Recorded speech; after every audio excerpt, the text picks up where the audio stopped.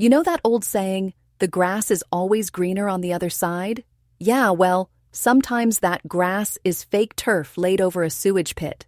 But let me not get ahead of myself. Hi, I'm Marlowe. Yes, like the poet or the noir detective, depending on how classy you're feeling.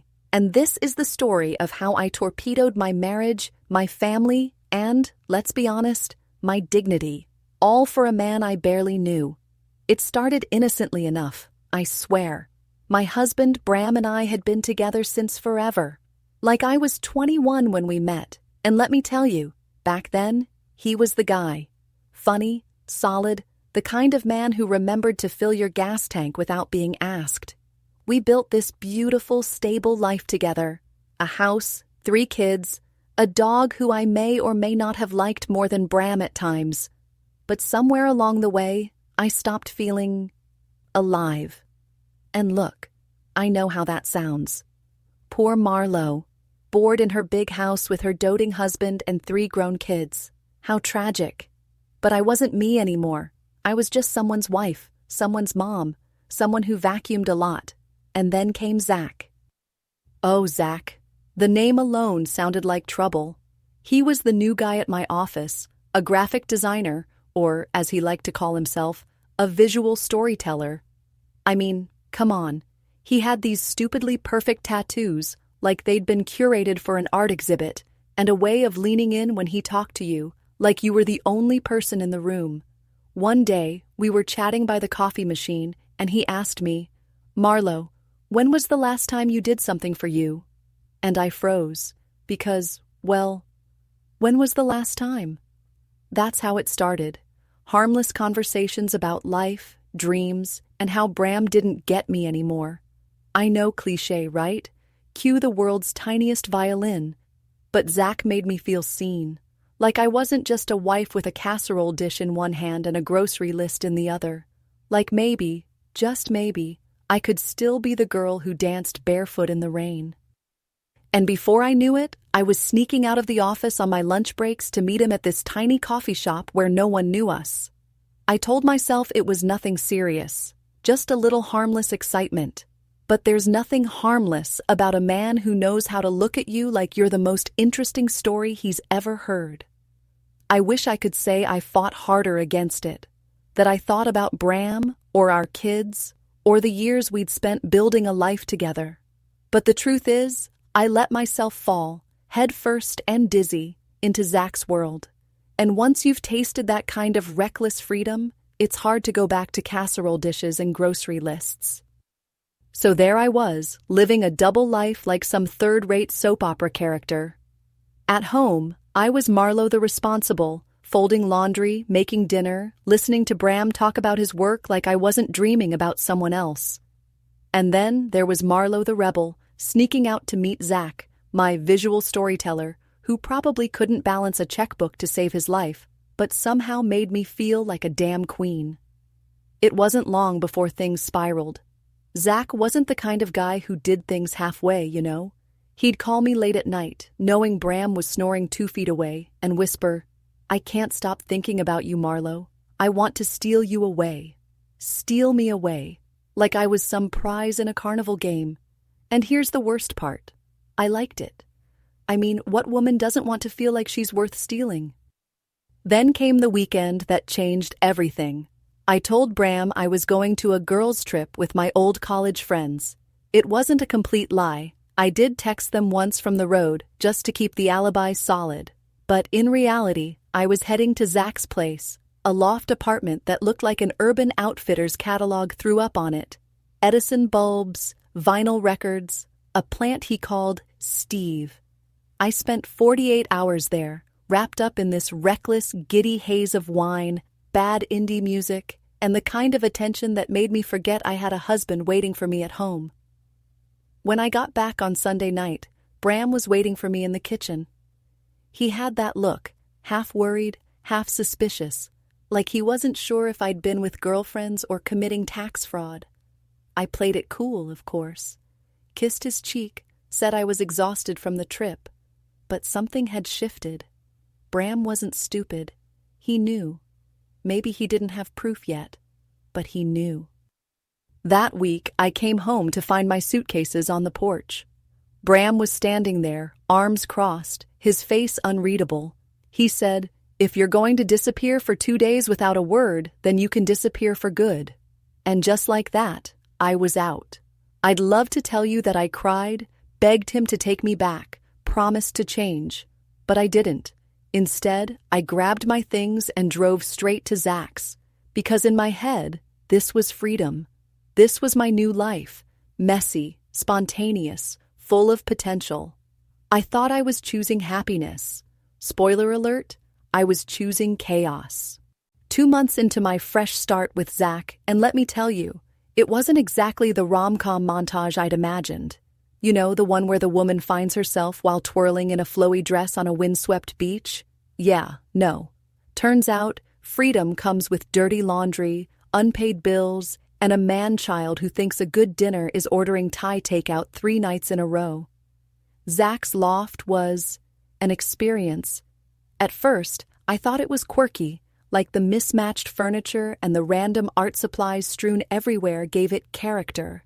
But after tripping over the same paint cans for the 5th time and realizing the dishwasher didn't work, and hadn't in years, the charm wore off. Fast.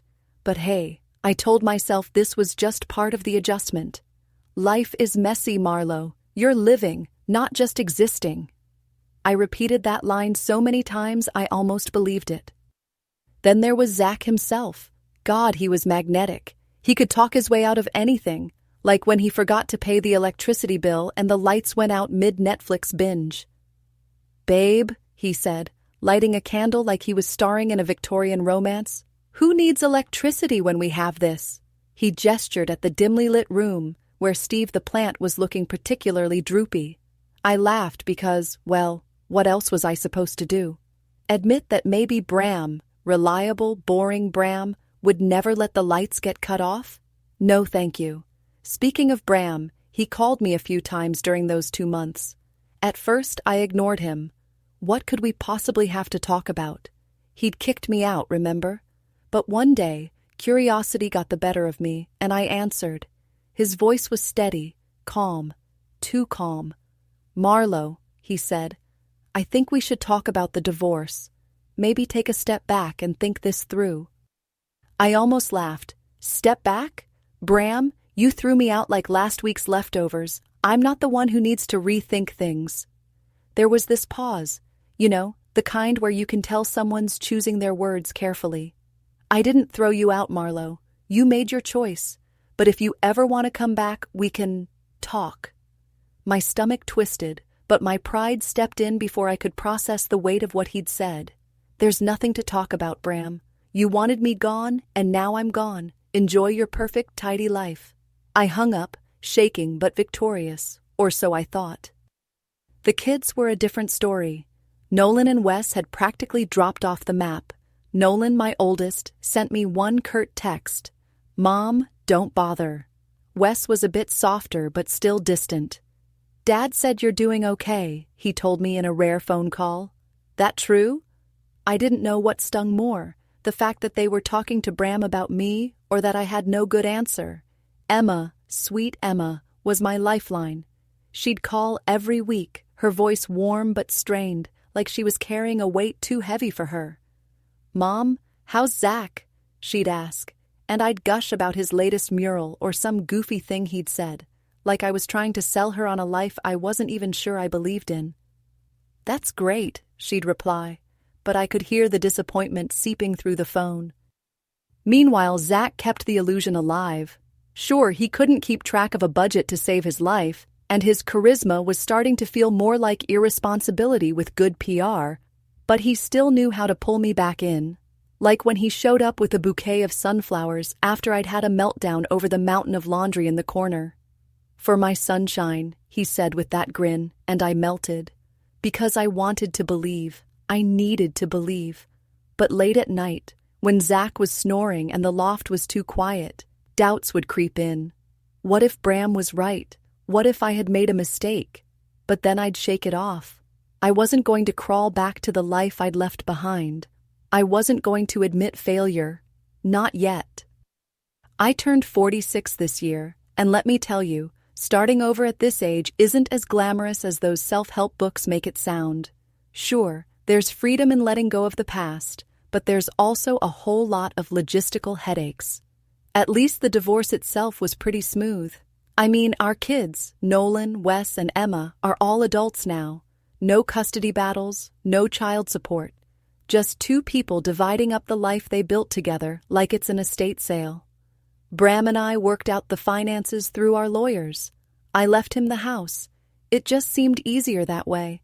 Plus, it was full of memories I didn't want to sift through. In exchange, he agreed to pay me a small lump sum for my share. My retirement savings, plus a small part from my house, I ended up with about $500,000. Enough to start fresh, or so I told myself. The boys didn't make things easy, though. Nolan, my oldest, could barely look at me during those final days. He didn't yell, didn't argue, just this cold, stony silence that felt worse than anything he could have said. Wes wasn't as harsh, but I could see the hurt in his eyes.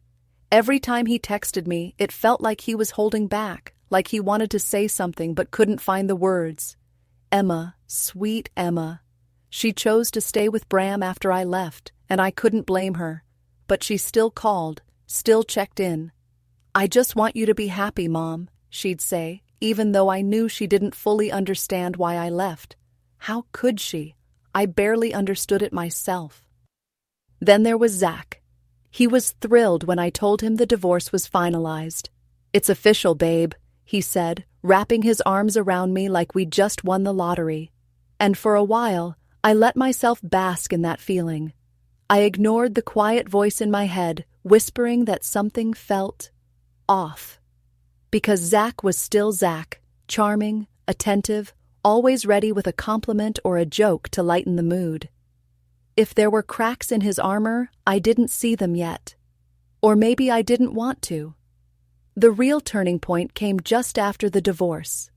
I was exhausted that day, emotionally wrung out from signing the papers and officially closing the chapter on 25 years of marriage. When I got back to Zach's loft, all I wanted was to collapse on the couch with a glass of wine and forget the world for a while. I tossed my bag on the table, along with my documents and bank cards, and left them there, too drained to care. It wasn't like me to be careless, but then my phone rang and everything else faded into the background. It was my mom. My dad had fallen and broken his hip. My parents are in their 70s, and I knew what that meant. Recovery would be slow, painful, and they'd need help. My mom sounded so small on the phone, her voice trembling as she explained the situation. "We need you, Marlo," she said, and there was no hesitation in my response. I packed a bag in record time, called my boss to request emergency leave, and told Zach I'd be gone for a couple of weeks. He was so supportive, so understanding. "Your family needs you," he said with that easy smile of his. "I'll hold down the fort here. Don't worry about a thing." He even kissed me goodbye, and I believed him. I trusted him. Looking back, I can't believe how blind I was, how I didn't see the cracks starting to show. But I'd find out soon enough. I was completely consumed with my parents for those 2 weeks. Between coordinating my dad's surgery, finding a rehab clinic, and making sure my mom wasn't overwhelmed, I didn't have the bandwidth to think about much else. It was chaos, insurance forms, endless phone calls, and trips back and forth to the hospital. The whole time I kept telling myself, "You're doing the right thing. Family comes first." Then, at the end of that second week, I got a call from an unknown number. I almost didn't pick up, thinking it was another telemarketer, but something told me to answer. It was a man from the bank. "Mrs. Wilder," he said in that overly polite tone that immediately set off alarm bells. "We've noticed some unusual activity on your account. As a precaution, we've temporarily frozen your funds." I blinked, not fully processing. Frozen my funds? What kind of activity are we talking about? There have been multiple large transactions flagged as suspicious, tens of thousands of dollars. And after the amount started exceeding hundreds of thousands of dollars, we simply blocked your account. We attempted to notify you, but the alerts went to your registered phone number. Now I was panicking. "What alerts? I didn't get anything. There was a pause, and I could hear him typing on a keyboard. The alerts were sent to your registered phone number associated with your account. I called your number but no one answered, so now I called your backup number. My stomach dropped as I realized exactly what he meant. My second phone, the one I'd been using before the divorce, the one I left at Zach's loft in the rush to get to my parents. The phone that was now sitting God knows where, with God knows who. I tried to stay calm. How much money is left in the account? Another pause, and this time his voice softened. The balance is just under $100,000. My knees buckled. Just under $100,000? Years of working, saving, and being careful, all gone. I hung up and immediately called Zach. Once, twice, 3 times, nothing. Straight to voicemail. My heart was pounding so hard it felt like my ribs would crack. I grabbed my bag, told my mom I had to leave, and jumped in the car. The drive back to Zach's loft was a blur of panic and fury. My mind raced with questions. What had he done? How could I have been so stupid? But even then, a tiny part of me clung to denial. Maybe this was all a misunderstanding. Maybe there was an explanation. When I opened the door to his apartment, all hope of a misunderstanding evaporated. The place was a wreck. Empty bottles littered every surface, and the air was thick with cigarette smoke. The once quirky, artsy loft now looked like a frat house after a 4-day bender. Zach was sprawled on the couch, half-conscious, an unlit cigarette dangling from his lips. He looked up at me with glassy eyes and mumbled, "Hey, babe, you're back early." I felt like I'd been punched in the chest. What the hell is this?" I shouted, waving my arms at the disaster around me. He just stared at me blankly, like he didn't understand why I was upset. "Zach," I said, my voice trembling, "what's going on? Where's my money?" That seemed to snap him out of his stupor. He sat up, or tried to anyway, and slurred, "Relax, Marlo. It's not a big deal. I just borrowed some, that's all. I'll win it back." "Win it back?" My voice cracked. "What are you talking about?" And then it hit me. The trips to the casino, the late nights he'd call small online project, the way he'd always seemed to be waiting on a payout. He was a gambler, a compulsive, pathological gambler. He'd blown through tens of thousands of dollars of my savings, chasing some delusional dream of hitting it big. I collapsed onto the floor, sobbing uncontrollably. Years of careful planning, hard work, and sacrifice, all gone. Zach, meanwhile, leaned back against the couch, grinning like a fool. "It's okay, babe," he slurred. "We'll figure it out. I got a system, you'll see." A system, that's what he called it. And in that moment, as I looked at the man who had wrecked my life, I realized he didn't just ruin me financially, he'd broken something inside me. I didn't even have the energy to scream at him. I just sat there crying while he muttered half-hearted jokes to cheer me up. This was the man I left Bram for. This was my freedom. And now I had nothing. I'd never stepped foot in a police station before that day. Sitting in that cold, sterile room, recounting every sordid detail of what Zach had done, I felt like I was living someone else's nightmare. The officers were polite but detached, asking me to fill out forms and hand over whatever proof I had. Statements from the bank, copies of my frozen accounts, anything that painted the picture of the financial ruin Zach had left me in. By the end of the day, they'd picked him up. I didn't even want to know what state they found him in. The thought of his smug grin, the slurred excuses, the ridiculous charm he used to wrap me around his finger, it made my stomach turn. The officer handling my case told me Zach would likely face charges for fraud and theft. "He'll probably do time," he said, as if that was supposed to make me feel better. But it didn't. Nothing could. Because the money? It was gone. Every penny he gambled away, every bottle of alcohol, every ridiculous expense, it was all irretrievable. My savings, my security, my future. Gone. And then, as if the universe hadn't beaten me down enough, my parents needed help. My dad's surgeries were more complicated than we'd hoped, and the bills were piling up. Insurance covered some of it, sure, but there were still medications, physical therapy, home care, all the little things that add up. My mom, bless her, tried to manage on her own, but she was overwhelmed. And how could I look them in the eyes and say, I can't help?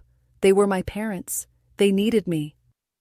The last $100,000 in my account didn't last long. Between the hospital bills, paying down my own debts, and trying to keep my head above water, I watched the balance shrink every week. It was like standing on a sinking ship, bailing water with a thimble. I kept telling myself I'd figure it out, but I didn't know how. That's when I did the thing I swore I'd never do. I called Bram. He answered on the second ring, his voice steady as ever. Marlo. Hearing his voice made my throat tighten. I tried to hold it together, but the tears came anyway. Bram, I need to talk to you. He didn't sound angry or cold, just tired. What is it? I told him everything. Zach, the money, my dad. How I'd lost everything because of my own stupidity. I didn't sugarcoat it. I couldn't. I admitted my mistakes, begged for forgiveness, told him I'd been wrong about everything. I was an idiot, Bram, I said through sobs. I threw away our life for a man who destroyed me. I know I don't deserve it, but can we try again, please? There was a long silence on the other end. When he finally spoke, his voice was calm but firm. Marlo, I'm sorry for what you're going through. Really, I am. But I can't go back. I've moved on. The words hit me like a punch to the chest. Moved on? I asked, my voice barely a whisper. Yeah, he said. But listen, if your dad needs help, I'll take care of it. I'll send the money directly to the hospital. And he did, because that's who Bram is. Honest, kind, noble to a fault. He didn't owe me or my family anything, but he still stepped up. He paid for my dad's surgeries, never asking for a thank you or a word of recognition. He just did it because it was the right thing to do. That's the kind of man I threw away. I spent the next few months trying to fix things, trying to show him I'd changed. I called, I wrote letters, I even showed up at his office once. But he kept his boundaries firm. He'd made his decision, and no amount of apologies or promises was going to change that. And then, one day, Emma called me. She sounded hesitant, almost afraid to say the words. Mom, Dad's seeing someone. I dropped the phone, literally. It clattered to the floor as I sat there, stunned. My Bram, with another woman, someone who wasn't me. I had no right to be angry or jealous, I knew that. But it didn't stop the pain. I cried for days, knowing I'd lost him for good, knowing that I'd been replaced. But you know what? I can't blame him. After everything I put him through, he deserved happiness. He deserved someone who wouldn't take him for granted. I just wish it didn't hurt so much. Starting over at 46 isn't easy, but it's the only choice I have. After everything that happened, I'm just trying to put the pieces of my life back together. My dad's recovering well. Thankfully, the surgeries went smoothly, and he's on the mend. That's one bright spot in all this mess. My mom and I have grown closer too. I guess shared struggles have a way of doing that. But the rest? It's hard. Every now and then, I catch myself wondering about Bram and that woman he's with. Is she kind to him? Does she laugh at his dumb jokes the way I used to? I hate to admit it, but yeah, I'm jealous. Not just of her, but of the life they're building together, a life that used to be mine. It hurts knowing that some doors, once closed, can never be reopened. For so long, I thought I could fix my mistakes, but now I know better. Some mistakes stay with you, no matter how much you want to undo them. Now, I live alone in a modest apartment, just a small place with thin walls and a leaky faucet I keep meaning to call the landlord about. I work extra shifts whenever I can, trying to rebuild my finances and keep myself busy. It's not glamorous, but it's life, and it's mine. I've learned a lot through all this, about choices, about consequences, about what really matters, If I could go back and do it all differently, I would in a heartbeat. But life doesn't give us do-overs. All we can do is pick ourselves up, one day at a time, and try to do better. I don't know what the future holds, but I do know this. I'll never make the same mistake again. Once you've lost everything, you realize what truly matters. And for me, that's a lesson I'll carry with me for the rest of my life.